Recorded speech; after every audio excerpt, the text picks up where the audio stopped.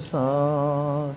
दिव्य वंदन राम जी, जिण मेट्यो भरम विकार। तीरते वंदन सब संत जन, अनंत कोट जन सार। जाकी कदरज परसता, हंस युथर जवे पा। शरणो सतघर दयाल को, मुख हृदय हरिना। मनित प्रतसंगत साधकी, आजीवन मोक्ष सुखरा। सब धरती कागज करूं, सब वन कलम काटा। सात समुंदर सही करूं, सतघर गुण लिख्या निजा।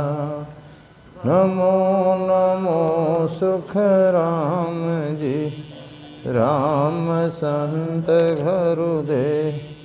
जन राघो बंधन करे, चरण कमल की से। नमो राम केवल ब्रह्म, सतघरु सत भगवन। जन सुख सारण बंधन करे, आदि अंत के सन। कृपा राखो राम जी, भरसो दीन दया। गुण अवगुण सब बगस जो, आई जो पूरब प्रीत पिचान। सद्गुरु सुखराम जी महाराज ने धिन हो धिन। सदा स्वरूपी संतान ढंडोत प्रणाम। सभी राम सुनय भाई बहनन ग्राम।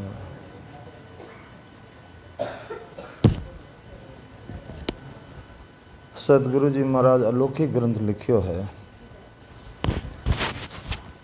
अलौकिक यानी एड़ो लोग जिन्हें उन्हें अलावा और कोई दूसरो लोग नहीं है। लौकिक में कई लोग आ सके, लेकिन अलौकिक यानी वो सबों अलग है, जिनमें और कोई दूसरा लोग नहीं है। अलौकिक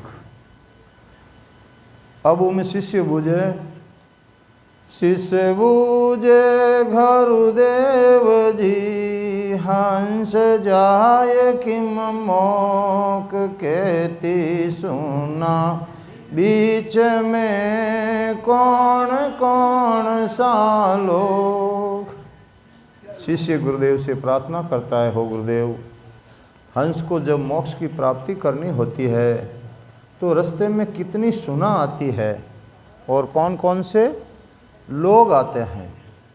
और शिष्य क्या कहता है, कोई कहे सुन एक है, कोई कहे अनेक। सो मोय वर्ण सुनाव जो, तुम आया सब देख।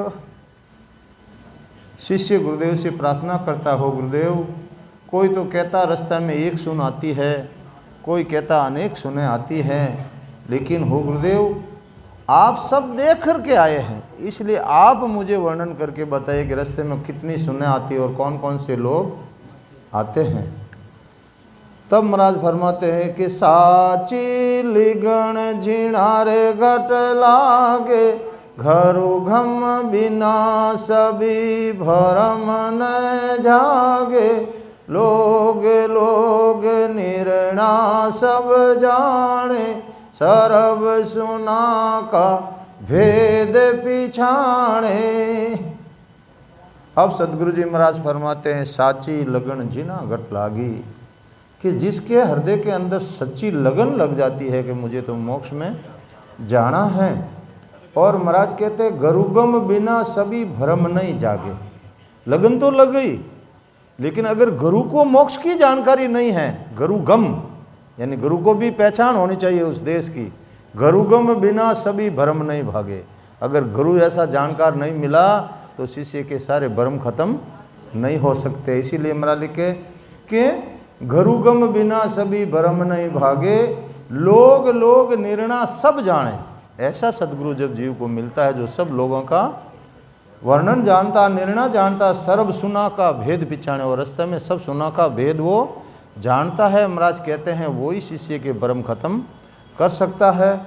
इसलिए महाराज कहते हैं कि आपको कैसा गुरु मिला है उस हिसाब से आपको उस लोक की प्राप्ति होगी। इसीलिए महाराज कहते हैं घरोगम जिसी लोग झन जावे, और मौक पदारत हाथन आवे, मौक पद का सतघरु दाता, लोग लोग का संत विदाता।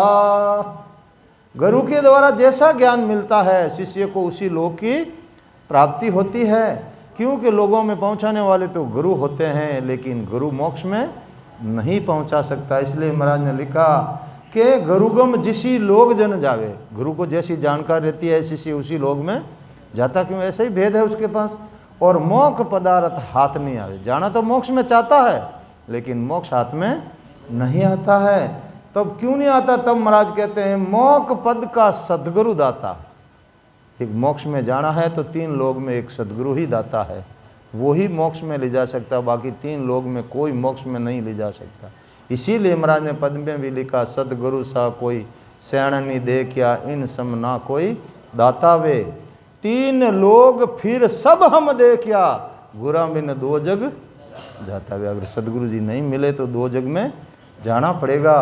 इसलिए महाराज कहते हैं मोक्ष पद का सदगुरु दाता, लोग लोग का संत विशाल। अलग अलग लोगों की प्राप्ति करने वाले अलग अलग संत विदाता है, वो उन लोगों की प्राप्ति करा देंगे, लेकिन मोक्ष की प्राप्ति वो नहीं करा सकते। इसलिए अब महाराज कहते हैं कि एक अलौकिक ग्रंथ कहूँ तो ही, और लोग लोग न्यारा सब जोई, लोग लोग का सुख है रे न्यारा, सो मैं वर्ण सुनाहूँ सारा।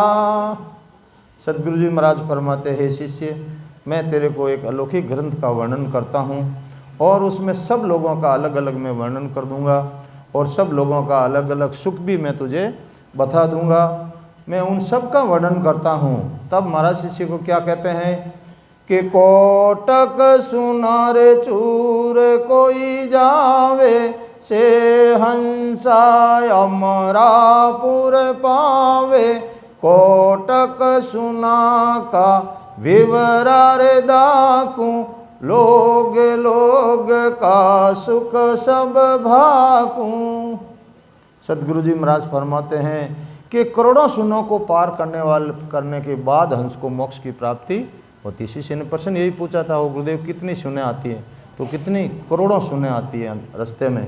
तब महाराज कहते करोड़ों सुनों को पार करने पर ही हंस को अमरलोक की प्राप्ति होती। से हंसा अमरापुर जावे, कोटक सुना का विवरा दाखूं। महाराज फरमाते हैं मैं करोड़ों ही सुना का वर्णन करके आपको बता देता हूँ कि रास्ते में कौन कौन सी सुन आती है। सब लोगों का सुख का मैं अलग अलग वर्णन करता हूँ, लोग लोग का सुख सब भाकूँ, यानी मैं वर्णन करके तेरे को बता देता हूँ। अब महाराज कहते हैं कैसे सता कौन सी सुने आती है? तब महाराज कहते हैं कि केवल भगत उदेर जब होई, परगटे नाव नाक चख में सोई, केवल भगत करे रे झन सूरा, सिर पर धारे सतघरु पूरा।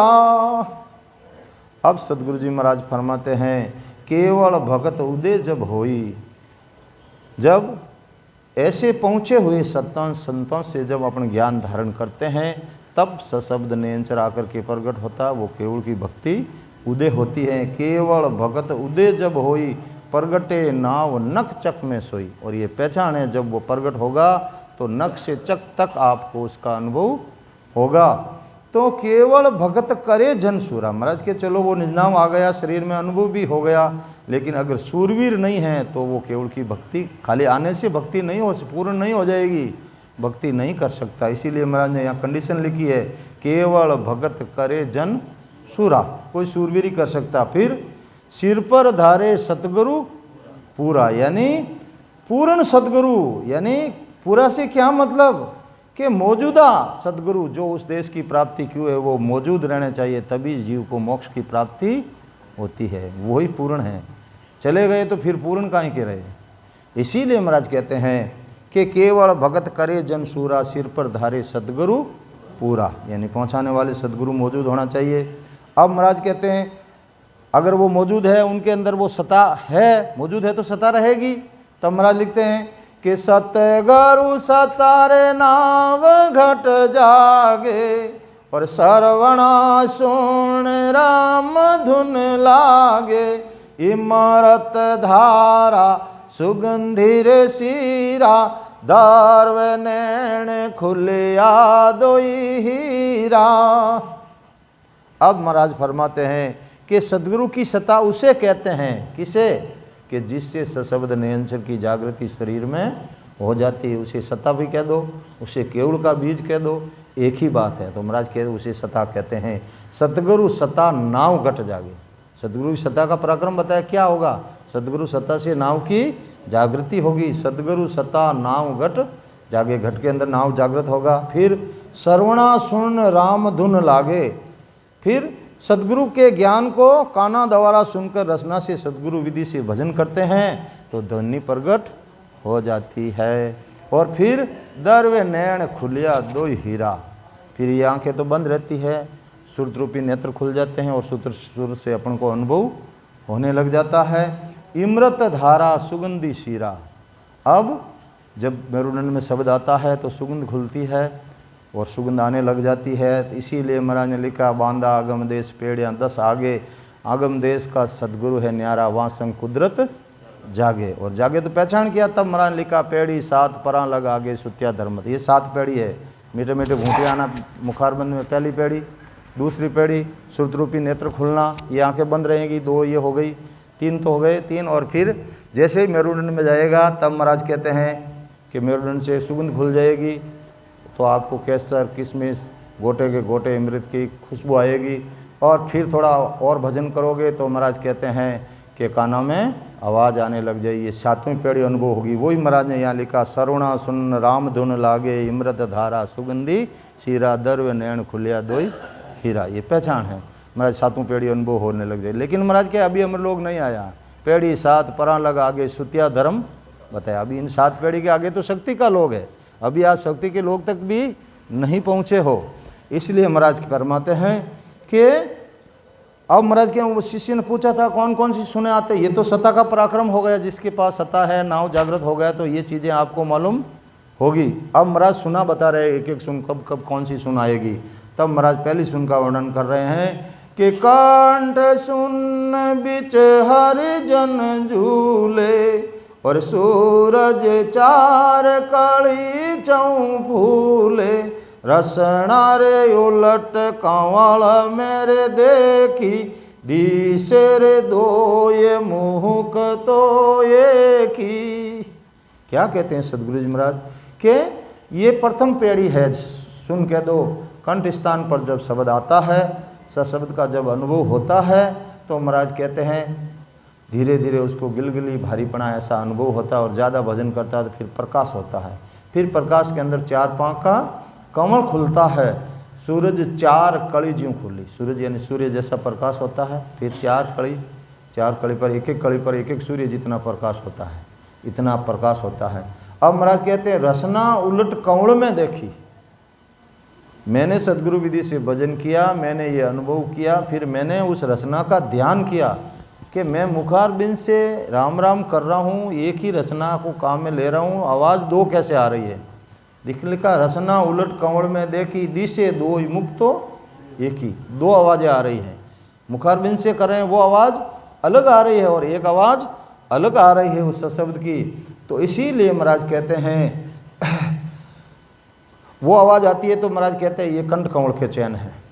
2 आवाज़ आएगी, सशब्द की आवाज़ अलग आएगी और आप मुखारबिंद से कर रहे वो आवाज़ अलग आएगी, और 4 पाँव का कंवल को आपको दर्शन होगा, एक एक पाँव पर एक एक सूर्य जितना प्रकाश होगा। अब महाराज कहते हैं कि हृदय सुन हरि जनवासा, कलियार सूर आठ प्रकाशा, प्रेम हिलोला आत्म जागी, नव तत देर रठण लिव लागी। अब किसका निवास है ये सदगुरु जी महाराज नहीं बता रहे हैं। शिष्य ने सिर्फ सुना का पूछा था, इसलिए महाराज सुना का ही वर्णन कर रहे हैं। बाकी निवास होता तो अभी के भाई कंठ स्थान पे सरस्वती का दर्शन होगा, हृदय पे वो होगा। शिष्य ने पूछा ही नहीं कि वहाँ किसका निवास है, इसलिए सदगुरु जी महाराज खाली सुना का वर्णन कर रहे हैं कि कौन सी सुन है और आपको क्या अनुभव होगा उस सुन का कि आप उस सुन पे पहुँचे हो। तो महाराज कहते हैं अब दूसरी सुन है हृदय। तो हृदय सुन हरि जनवासा, कलियार सूर आठ प्रकाशा, प्रेम हिलोला आत्म जागी, नव तत देर रटने लिव लागी। जब सत्शब्द हृदय स्थान पर आता है तो यहाँ पर भी प्रकाश होता है और 8 पंख का कमल खिलता है और 8वीं पंखड़ियों पर सत्शब्द का प्रकाश 8 सूर्य के बराबर होता है।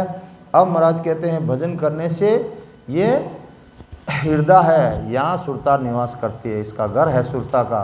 तो प्रेम हिलौला आत्म जागी, यहाँ प्रेम की जागृति होती है, उस प्रेम से ये आत्मा जागृत हो जाती है। और फिर नवतत देह रे रठण लिव लागी, तो फिर ये आत्मा जागृत होती तो ये क्या करती है, इस मन सूरत निरत सबको भजन में लगा देती। पूरे नवतत्व शरीर, इसको पूरे ही मन चित्त बुद्धि अहंकार 4 तो ये और 5 तत्व पूरे शरीर को भजन में लगा देती है। तो महाराज के नवतत्व देह रटण लिव लागी, यानी बुद्धि चित्त अहंकार के साथ भजन होने लग जाता है। 5 प्राणा मन बुद्धि चित्त और अहंकार के साथ भजन होने लग जाता है, यही नवतत्व देह रटण लिव लागी। अब महाराज कहते हैं और क्या अनुभव होता है हृदय के अंदर। तब सदगुरु जी महाराज कहते हैं दे मेरे दे रे सूरत मेरे सूरत, हृदय माय मंडी एक मूरत, मध्य सुन बिच भल क्या रे नूरा, सोल कले दी से शशि सूरा। अब हृदय का और महाराज ने चयन बताया, दे में दे सूरत में सूरत, देह में देह यानी अपनी इस देह से भजन कर रहे हैं। इस देह के अंदर ही एक देह और दिखाई देती है, वो सदगुरु जी महाराज की देह होती है। और सदगुरु जी महाराज क्या करते हैं, जो भेदी जना आपको भेद बताता है उसका शरीर धारण करते हैं, वो आपको अंदर दिखाई देता है। तभी महाराज ने लिखा कि घटमाई दर्शन देऊँ मम मूर्त निराकार, मैं तो निराकार हूँ लेकिन तेरे को विश्वास दिलाने के लिए मैं तेरे शरीर के अंदर ही तुझे दिखाई दूंगा। कैसे दिखाई दूंगा, तो घटमाई दर्शन देऊँ मम मूर्त निराकार, बाहर गुरु उपदेश दे सो मेरा ही आकार। बाहर तेरे को जो उपदेश दे रहा है, अगर ऐसा ही शरीर तेरे को अंदर दिखाई देता है तो समझ लेना मैं तेरे अंदर आ गया हूँ। यहाँ सदा रूप से महाराज फरमाते। तब यहाँ महाराज ने लिखा देह में देह सूरत में सूरत, सूरत से अपना अनुभव करते हैं तो देह में देह दिखाई देती है। हृदय माय मंडी एक मूर्त, वो सदगुरु जी महाराज की मूर्त अंदर दिखाई देती है। अब महाराज के मध्य सुन बिच भड़किया नूरा, 16 कली दिसे शशि सूरा। फिर शब्द मध्य स्थान पर आता है, वहाँ 16 पंख का कमल खिलता है, एक एक कमल पर एक एक सूर्य जितना प्रकाश होता है, शशि सूरा। अब प्रकाश चेंज हो गया है। इतनी देर तो सूर्य का प्रकाश था, मतलब गर्मी महसूस हो रही थी, लेकिन अब शशि और सूर्य दोनों, चंद्रमा और सूर्य दोनों का प्रकाश हो रहा है, तो थोड़ी गर्मी कम हो गई, मतलब शीतलता आई है। अब पहले गर्मी होगी, पसीना आएगा एकदम और फिर शीतल पड़ जाएगा शरीर, शशि सूरा। अब महाराज कहते हैं चंद्रमा और सूर्य जैसा एकदम सफ़ेद प्रकाश मालूम होता है, और एक नहीं तो सूर्य का तो एकदम लाल दिखाई देगा। इसीलिए महाराज कहते हैं अब नाभ सुन पर संत पधारे, कालीर बती से तपे रवि सारे, सुख मन घंग घोर गन लागी, देवे राट बीण ज्यों बागी। अब नाभि बस शब्द आता है तो 32 कली का कमल खिलता है, और महाराज कहते हैं एक एक कली पर एक एक सूर्य जितना प्रकाश होता है। और जब साधक सांस और उसास में लिवबंद भजन करता है तो भजन की घोर बन जाती है, और कहीं कहीं के तो यहीं से सुखमना शुरू हो जाती है। तो महाराज ने लिखा यहाँ सुखमण घंग घोर घन लागी, यानी सुखमणा में भजन होने लग जाता है, यानी लिवबंद भजन होने लग जाता है। वो ध्यान करने की जरूरत, उसकी लिव टूटती नहीं है, बस आप छेड़ो उसको तो भी उसकी लिव लगी है। वो आपको बात करनी चाहेगा लेकिन उसको राम राम उठ के होठ चलते रहेंगे। तो महाराज के सुखमण घंग घोर घन लागी, दे विराट वीण ज्यों बागी। जैसे वीणों के तारा से मधुर आवाज़ आती है, ऐसे ही सारे शरीर से सशब्द की आवाज़ आने लग जाती है, यानी नाड़ नाड़ में हो जाता है। नाभि जंक्शन है और नाभि शेष फैलाव होता है। यहाँ अंगोचरी मुद्रा जागृत होती है। अंगोचरी मुद्रा का गुण है फैलाव करना, तो वो मुद्रा जागृत होते ही पूरे शरीर में उस शब्द का फैलाव कर देती है, तो पूरे नाड़ नाड़ में वो फैला। एक सिधाने से सब सीखते हैं। आपके साथ साथ मुख स्थान पर खेचरी मुद्रा प्रकट होगी मुख स्थान पर, तभी वो शब्द आकर के प्रकट होगा। क्यों? खेचरी मुद्रा में गुण है, वो शब्द को खींच करके लाती है ब्रह्म विराट से और आपके कंठ कौण पे प्रकट करती है। और फिर हमारा हृदय भूसरी जागे। हृदय के अंदर जब शब्द आता भूसरी मुद्रा, सब साथ में सज रहे हैं। भूसरी मुद्रा जाग, भूसरी मुद्रा का गुण है प्रकाश करना, तो हृदय से प्रकाश आरंभ होता है, फिर आगे प्रकाश ही प्रकाश होता चला जाता है। वो मुद्रा का गुण है, वो मुद्रा साथ में सज रही है। और मुखारबंद से जब तक अपन भजन करते हैं वो सुरगुण भक्ति है, और जैसे ही नयंचर आ गया वो निर्गुण, उसके ना रंग है ना रूप, वो निर्गुण भक्ति आपकी स्टार्ट हो गई। तो एक साथ सब सज रहे हैं। फिर जैसे ही महाराज कहते हैं मध्य हृदय स्थान पर आते हैं, शिव पार्वती का दर्शन होता है, तो अष्टांग योग वाले क्या करते हैं? शंकर भगवान ही मिलते हैं, और अपन को यहीं हमने हृदय में कैलाश तस दिया, शंकर भगवान को यहीं छोड़ दिया, अपना अष्टांग योग पूरा हो गया। और वो पछते हैं बेचारे, पता नहीं कितने दिन के बाद उनको प्राप्ति होती है, और अपन को तो सहज में ही होती है। और ये सुरगुण भक्ति वाले या नवदा भक्ति वाले कहाँ जाते हैं? विष्णु अपने नाभि में छोड़ दिया विष्णु भगवान। चलो ये आपकी नवदा भक्ति हो गई। तो एक सीधा सब सद रहे हैं साथ साथ में आपकी सब भक्तियां सुरगुण निर्गुण सब विद चयन लखावे। इसीलिए तो लिखा एक सीधा या सब सीधे। आप एक भक्ति करोगे तो आपकी सब भक्तियां साथ में सज जाएगी, अलग से करने की जरूरत नहीं है। और आप अलग से साधना करोगे आपकी आयु चली जाएगी, और इस केवल की भक्ति को नहीं सिधाया और उन सबको सिधाते सिधाते मर गए तो वो भक्तियां आपके कोई काम आने वाली नहीं। और नित्र इस एक को सजोगे सब अपने आप हो जाएगी। सब विद चैन लखावे, सब चैन आपको जिन उन भक्तियों से लगाते हैं वो अंदर चैन आपको लिखाई देने लगी, यानी एक साथ में सब भक्तियाँ होती चली जाएगी। इसलिए सदगुरु जी महाराज कहते हैं सुखमण गंग घोर गन लागी, दे विराट भीण ज्यों भागी। सारे शरीर में शब्द की आवाज़ आने लग जाती है।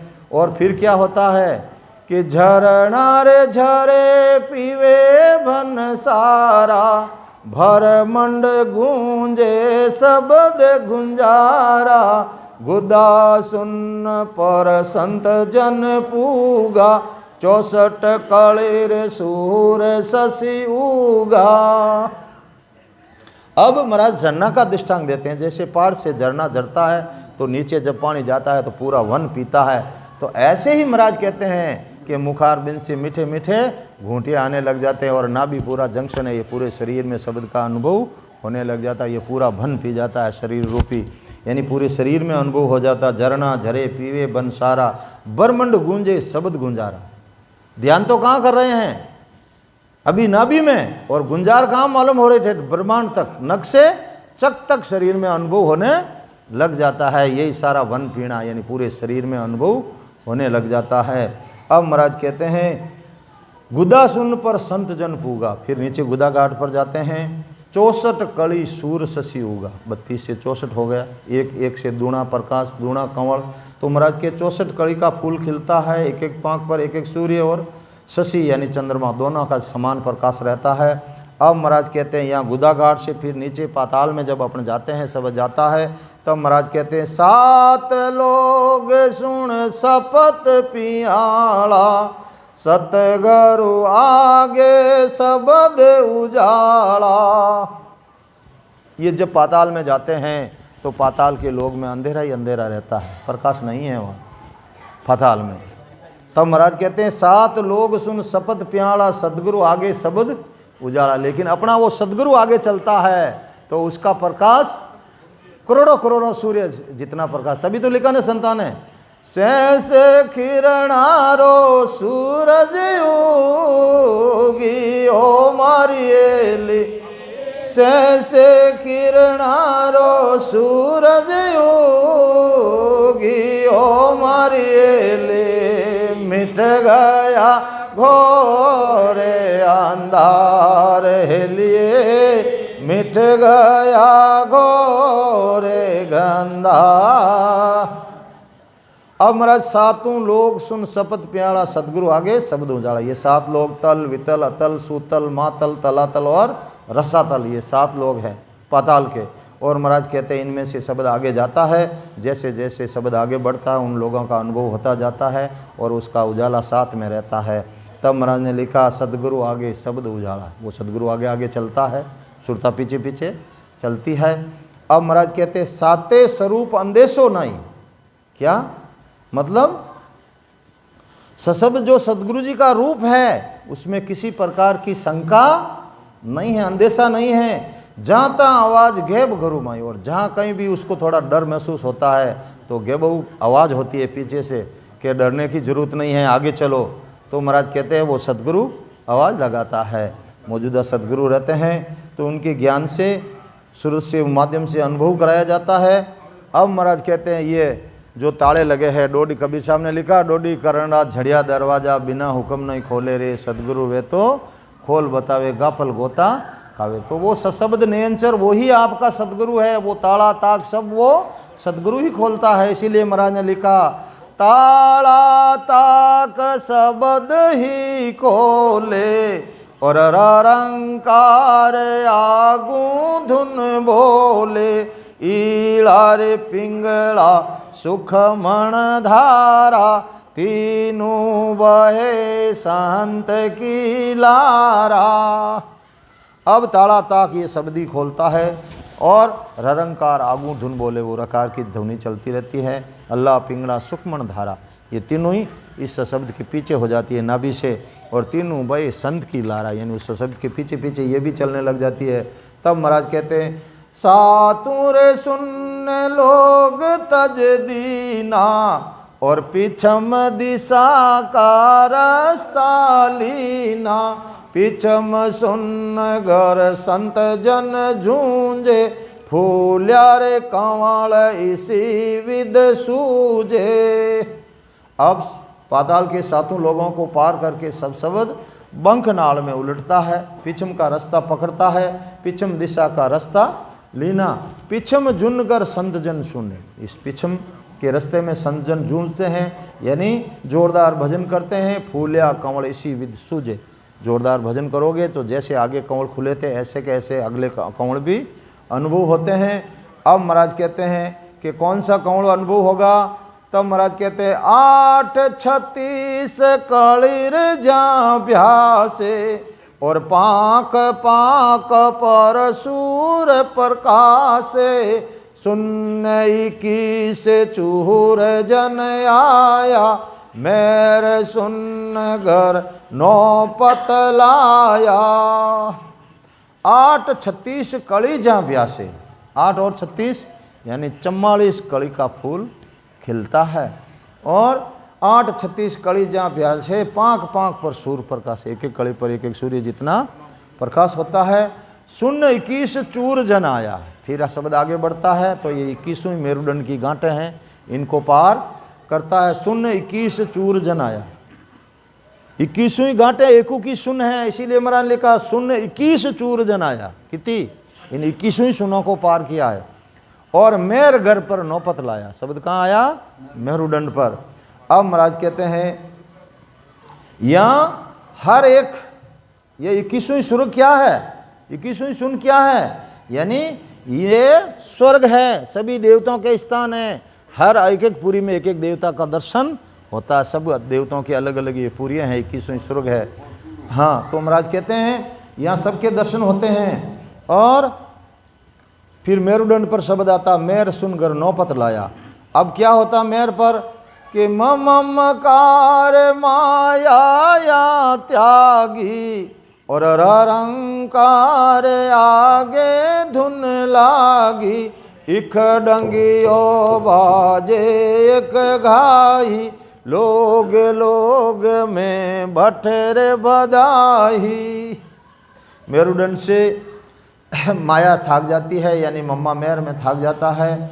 ममकार माया या त्यागी, ररंकार आगे धुन चाली। अब रकार आगे चलती है, मम्मा थक जाता है और यहाँ पर आते आते आवाज़ आने लग जाती है। कैसे? तब महाराज ने संसार का दृष्टांत दिया। इकडंकियो, जैसे अपने वो पुराने ज़माने में बैल के द्वारा जो हल मतलब वो कुआं चलता था ना, तो उस पर अरट पे एक डुआ वो पड़ता था, हाँ एक टपक टपक, तो इकडंगियो बाजे एक घाई, ऐसी आवाज़ आती है। इकडंगियो बाजे एक घाई, लोग लोग में बठे बधाई। तो महाराज कहते हैं उस डवा जैसी आवाज़, खट खट की आवाज़ आती है। वो डवा पड़ता है, पंदड़ी अलग पंदड़ी उंडावर मात्र वो डवो पड़े एक खटीड़ खटीड़, वो आवाज़ जैसे एक दूजी। तो महाराज की ऐसी आवाज़ आती है, इकडंगियो बाजे एक घाई, तो एक घाई वो बजता रहता है। तो उस आवाज़ को सुनकर देवताओं को मालूम पड़ जाता है कोई कोई संत आज मोक्ष में जा रहे हैं। तो सब देवत सामा चलावे, फिर क्या करते हैं, उनको मालूम पड़ जाती है। तो देवता किस लिए आते हैं? देवता संतों का दर्शन करने के लिए आते हैं कि उन दर्शन से हमें मानवते शरीर मिलेगा। तो संतों के दर्शन करने के लिए सब देवता अपना अपना विमान लेके आते हैं। तब महाराज नीचे लिखा, सब देवत सामा चल आवे, और जे जे रे वाणी कलश बधावे, ज्यों दुनिया राजा को माने, यूं देवत संत जना कोई जाने। जैसे दुनिया अपने राजा का बंदावना करती है, अभी मोदी आए रहे गांव में तो सब लोग बंदावना करते हैं, उसका स्वागत करते हैं। तो महाराज कहते हैं ऐसे ही देवता को मालूम पड़ जाती है, संत देवताओं को राजा से भी बड़ा के अपने से भी बड़े राजे हैं, ये उस देश में जाएंगे, इसलिए उनके स्वागत के लिए सारे देवता बंदावना करने के लिए आते हैं। कलश लेकर के सब देवत सामा चल आवे, जे जे वाणी कलश बंधावे। ये जे देव लोग में होता है, जो जे बोलते हैं ना देवता लोग करते हैं। तो जे जे वाणी कलश बधावे, ज्यों दुनिया राजा को माने, यूं देवत संत जना को जाने, कि ये हमारे से ऊपर राजा है, उस देश में जा रहे हैं अमरलोक में। इसलिए महाराज कहते हैं सब उनका आदर करते हैं और सब कहते हैं आप हमारे सिंहासन पर बैठो। तो कौन कौन करता है? तब महाराज कहते हैं कौन कौन से लोग आते हैं, कौन कौन से देवता आते हैं। लोगों का भी पूछा था शिष्य ने कि रास्ते में कितने लोग आते हैं। तब महाराज वर्णन कर रहे हैं कि इंद्र लोग ब्रह्म लोग जय आवे, और विष्णु लोग में विष्णु बधावे, तप लोग सत लोग जय माही, जन लोग जय जय होई जाई। अब इंद्र लोग में इंद्र आता है अपनी प्रजा के साथ और संतों का बंधावना करता है। इंद्र कहे मैं दास तुम्हारा, ले वो सिंहासन मेरा। वो देवता क्यों करते हैं? देवता अटकाना चाहते हैं, प्रलोभन बताते हैं कि करें संत यहाँ रुक जाए। वो रोकना चाहते हैं, संतों को आगे बढ़ने नहीं देते। इसलिए इंद्र क्या कहता है कि मैं आपका दास हूँ, आप आगे क्यों जा रहे हो, मेरा सिंहासन ले लो। तो इंद्र लोग ब्रह्म लोग जावे, ब्रह्म लोग में ब्रह्मा जी आते हैं, बंदावना करते हैं संतों का और कहते हैं आप मेरा पद ले लो, आप आगे क्यों जा रहे हो। विष्णु लोग में विष्णु और लक्ष्मी भगवान बंदावना करते हैं और कहते हैं आप ये बैंकुट तुम्हारा, आप ये लो बैंकुट। और तप लोग वासी आते हैं, सतलोक वासी आते हैं और जन लोग वाले आते हैं, सब जय जयकार करते हैं। तो उस जय जयकार की आवाज़ें, जय जयकार कब होती है? पहले आवाज़ किस में आती है? पहले आवाज़ जीवने कान में आती है, और जैसे ही त्रिकुटी में शब्द आता है, देवता आते हैं, तो आवाज़ जीवने से दाहिने कान में आनी शुरू हो जाती है। इसका मतलब देवता आने लग गए हैं सब। तो महाराज कहते हैं ये आवाज़ चेंज होती है, पहचान है कि दाहिने कान में आवाज़ आने लग जाती है। तो समझ लो देवता बंदावना करने के लिए आ गए हैं। किसी को तो दिखाई देते हैं, लेकिन किसी को दिखाई नहीं देते हैं, आवाज़ ज़रूर चेंज होती है। समझ लेना देवता आ गए हैं। हाँ, तो जे जे जन हो जाई, अब मेरे लोग ऐसा तुई भवना। जैसे 7 पाताल के लोग थे, ऐसे ये 7 स्वर के लोग हैं, ये मेर लोग हैं। तो महाराज के मेर लोग है सातुई भवना, लोग तेज तप दूना। अब एक लोग से दूसरे लोग का तेज भी दूना है और तप भी दूना, इतना पराक्रम है इन लोगों में। दूने भाग तेज सब सारा, उनमें रहने वालों का भाग भी दूना है और दूना ही तप है उनका। भाग तेज तप सारा, 6 लाख का करोड़ विचारा। महाराज क्या मैं आपको गिनती बताऊं तो कैसे गिनती बताऊं, इतना प्रकाश है कि 66 लाख या करोड़ विचारा, करोड़ों करोड़ों सूर्य का प्रकाश होता है। अब महाराज कहते हैं कि सूरज 400 गिनती कीजे और लोग लोग दूना गिन लीजे, शब्द तेज सब ही सूर्य न्यारा, ज्यों रवि उगा दीपक ज्यों सारा। अब सदगुरु जी महाराज फरमाते हैं कि आप कंठ कमल से गिनती शुरू कर दो, लोग लोग दूना गिन लीजिए, 4 के बाद 8, 16, 32, 44 ऐसे महाराज कहते हैं गिनते जाओ, 64 दूना, एक एक दूना दूना भाग, तो लोग लोग दूना गिन लीजिए। महाराज कहते हैं लेकिन इतना प्रकाश होते हुए भी उस सशब्द निरंतर का प्रकाश इनसे भी ज्यादा है, इनसे भी ज्यादा उनका प्रकाश है। क्या कह रहे हैं, शब्द तेज सब सु ही न्यारा, शब्द का तेज तो और न्यारा है। और जब तो ये तेज किसका है, ये तेज उस भजन करने वाली आत्मा का है, उसका तेज इतना करोड़ों करोड़ों सूर्य जितना उसका तेज होता था, लेकिन शब्द का तेज उससे भी ज्यादा है। तब महाराज कहते हैं सभी रवि उगा दीपक ज्यों जा रहा, संसार का दृष्टांत दिया, जैसे सूर्य के सामने दिया करते हैं अपन, तो सूर्य के सामने उतना कितना प्रकाश है, तो महाराज कहते हैं ऐसे ही ये इतना करोड़ों करोड़ों सूर्य का प्रकाश है, लेकिन फिर भी उस शब्द के सामने दिए के समान लगता है कि उसके सामने दिया लगाना है, इतना ही प्रकाश है। तब महाराज कहते हैं अब जो आत्मा भजन करती है उस आत्मा का भी प्रकाश है और सशब्द का भी प्रकाश है।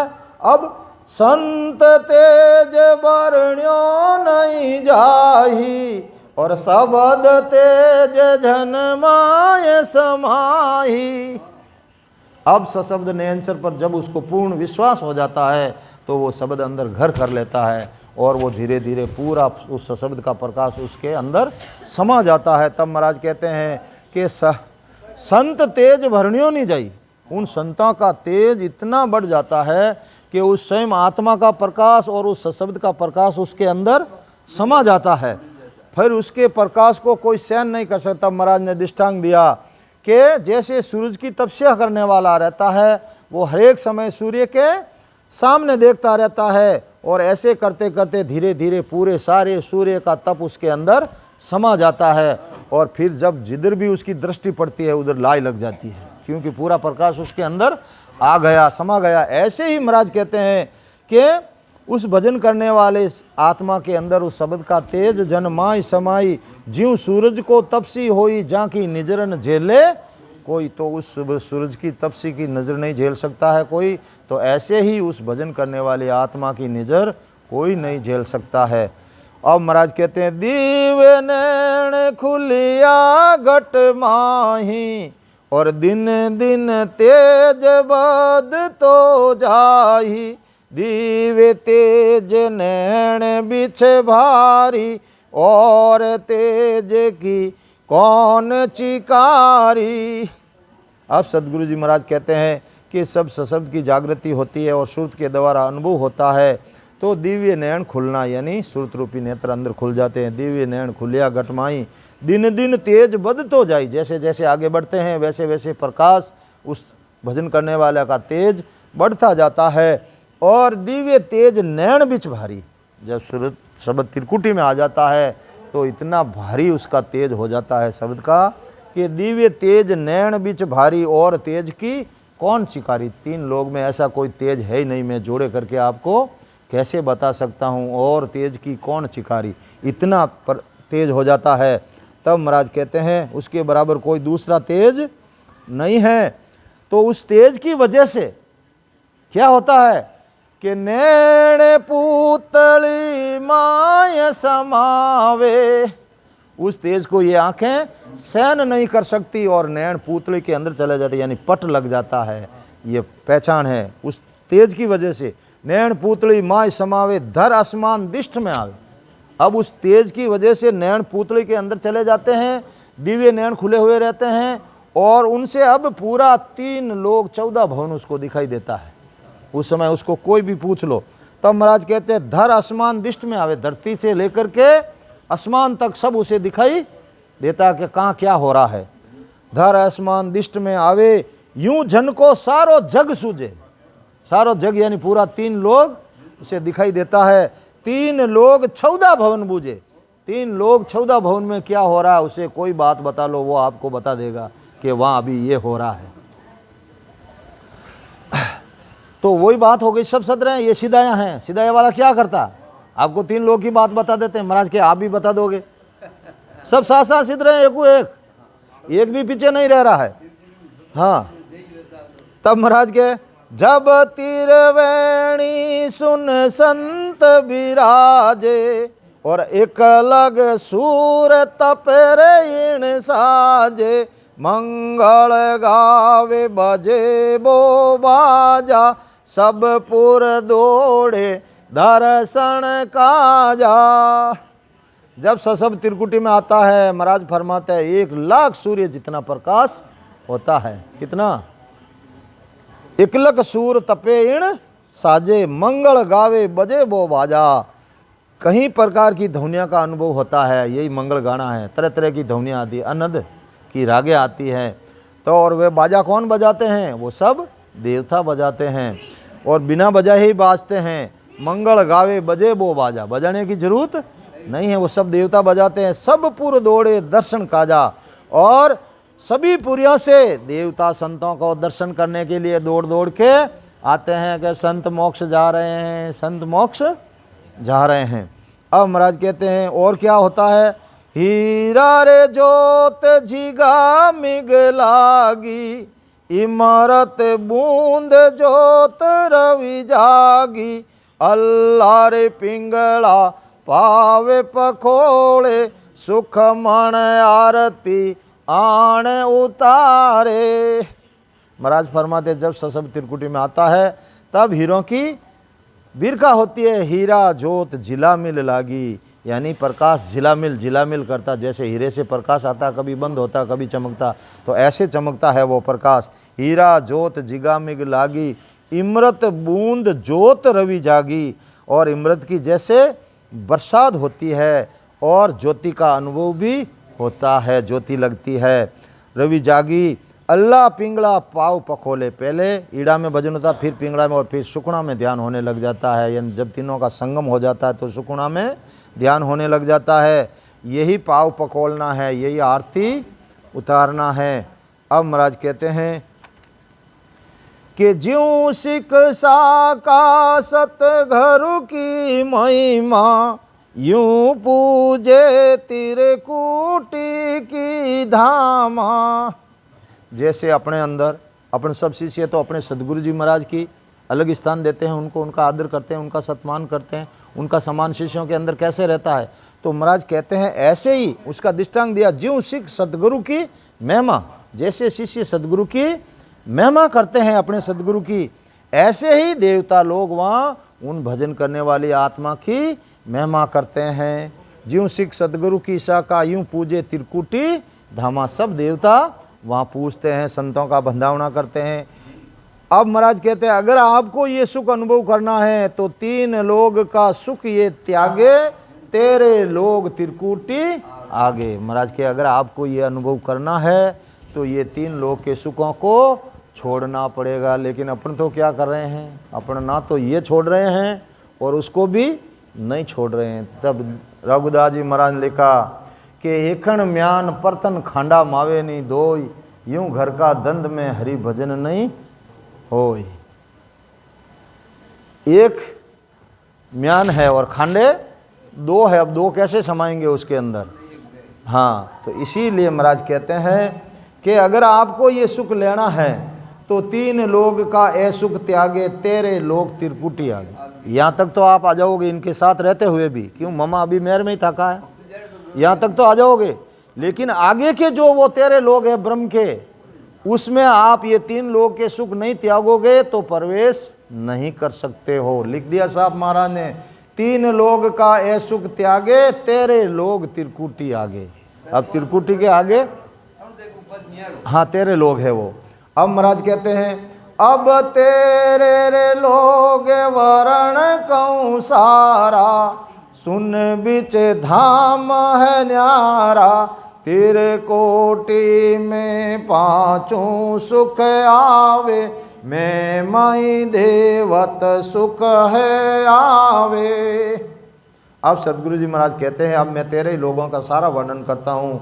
जितने धाम हैं उतनी ही सुने हैं, जितने ये धाम है उतनी सुने हैं। अब महाराज कहते हैं जब सब त्रिकुटी में आता है तो महाराज कहते हैं कि त्रिकुटी में पांचों सुख आवे। ये अपने पांचों इंद्रियों का अलग अलग सुख लेते हैं अपने। महाराज कहते हैं वो पांचों ही सुख एक साथ में आते हैं त्रिकुटी में, अलग अलग लेने की जरूरत नहीं है। तो पांचों सुख आवे, मैं माई देवत सुख जावे। और महाराज कहते हैं फिर वो सुख कैसे है, जैसे देवताओं को, अपने को तो यहाँ सुख प्राप्त करने के लिए पहले मेहनत करनी पड़ती है, लेकिन देवताओं को मेहनत नहीं करनी पड़ती, उनको तो सहज में ही मिलता है ना। तो महाराज कैसे, जैसे देवताओं को सहज में सुख मिलता है, ऐसा ही भजन करने वाले को त्रिकुटी में सहज में ही पांचों सुख प्राप्त होते हैं, मेहनत करने की जरूरत नहीं पड़ती है। तब महाराज कहते हैं, अब एक एक लोग का वर्णन करते हैं। त्रिकुटी से थोड़ा सा ऊपर प्रगति लोग है। तब महाराज कहते हैं अब उसकी पहचान क्या है, क्या मालूम पड़ेगा आपको प्रगति लोग आया है, कौन सा लोग आया। तब महाराज कहते हैं प्रगत लोग प्रेम घट आणे, ज्योतिर्लोग ज्योति सुख माणे, अजर लोग में अलख विराजे, आनंद लोग में नांद जगाजे। प्रगति लोग में जब आप प्रवेश करोगे तो महाराज कहते हैं घट के अंदर प्रेम ही प्रेम आता है, इतना प्रेम आता है कि पूछो ही मत। हर किसी से प्रेम ही प्रेम उमड़ता है और फिर उसे भान ही नहीं रहता शरीर का, हर कोई से वो प्रेम से ही बात करता, प्रेम से ही मिलता है। तो उसका शब्द प्रगति लोग में चला गया है। दिखता कुछ नहीं है, क्यों कि वो सब ब्रह्म के लोग हैं, दिखता कुछ नहीं, खाली प्रेम आता है। तब महाराज कहते हैं प्रगति लोग प्रेम घट आणे, ज्योति लोग ज्योति सुख माणे। ज्योति लोग में ज्योति का अनुभव होता है, ज्योति लगती हुई दिखाई देती है, उसके अलावा और कुछ भी अनुभव नहीं होता है। और अजर लोक में अलग विचार है। अजर यानी ऐसा लोग जहाँ बुढ़ापा नहीं है, जर यानी बुढ़ापा, वो रास्ते में अजर लोग आता है। और एक महाराज अजर लोग अमर लोग को भी बताया, वहाँ भी बुढ़ापा नहीं। तो लेकिन देवताओं ने ये नकली अजर लोग आनंद लोग रास्ते में बताया आपको दिखाने के लिए, तो वहाँ भी एक अजर लोग है। तो महाराज ने लिखा अजर लोग में अलग विराजे। अब अजर लोग में रहता कौन है, अलख। अलख, लख का मतलब जो पहचान में आता है, और अलख यानी जो लखने में बैठा तो है लेकिन दिखाई कुछ भी नहीं देता, वो अलग है। जब दुनिया क्या करती, पहचानती तो है नहीं, और क्या करती, क्या अलग निरंजन। अरे है कहाँ अलग निरंजन, देखा कभी तुमने? लेकिन नहीं, खाली अलग निरंजन। हाँ हाँ, वो तो अलग है। तो महाराज क्या वो लखने में नहीं आता, ऐसा लोग है, वो अजर लोग है। अब महाराज कहते हैं फिर उसके बाद आनंद लोग आता है, जहाँ से ये नकली आनंद लोग रास्ते में बताया देवताओं ने, ये भी विमान लेते आते हैं और आपको उस नकली आनंद लोग में ले जाके छोड़ देते हैं। आनंद लोग में नांद जगाजे। अब आनंद लोग में क्या होती है, कई तरह की आवाज़ें आती है, नांद वहाँ से जागृत होती है, ये आवाज़ आती है। तब महाराज कहते हैं और वो आनंद लोग में सशब्द गरजता है, तो उसकी आवाज़ आती है, जैसे इंद्र धड़ुकता है ना, ऐसी वो आवाज़ आती है।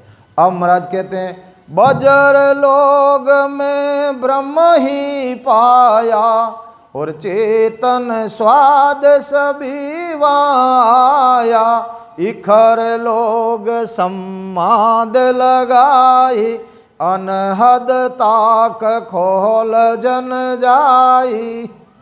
अब महाराज कहते हैं ये जो चार लोग हैं, प्रगति लोग, ज्योति लोग, अजर लोग और आनंद लोग, इनका तो आप अनुभव करके फिर बता देते हो भाई मुझे ऐसा अनुभव हो रहा है। लेकिन महाराज कहते हैं ये आगे के जो लोग हैं इनका आप शब्दों में बखान नहीं कर सकते।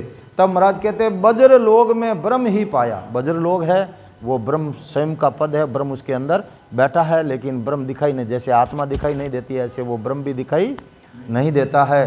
तो जहाँ चेतन स्वाद सभी वहाँ आया, ये चेतन जो अपने अंदर बैठा है वहीं से आया है ये। और महाराज के इक्कर लोग समाध लगाई, इस बज्र लोग के आगे इक्कर लोग हैं।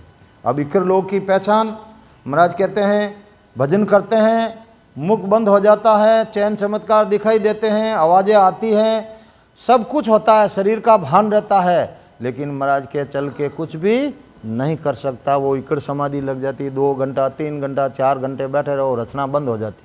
वो है जड़ समाधि, वो इकड़ समाधि। पहले ध्यान समाधि लगती है त्रिकुटी में, फिर ये इकड़ समाधि लगती है। इकड़ समाधि में रचना बंद हो जाती है, जड़ हो जाता है, वो बैठा रहता है 2-2 4-4 घंटे, आवाज़ें आती है, चैन चमत्कार देखता है, लेकिन रचना रुक जाती है, मुखारबिंद से भजन नहीं कर सकता, तो इसको तोड़ानी पड़ती है।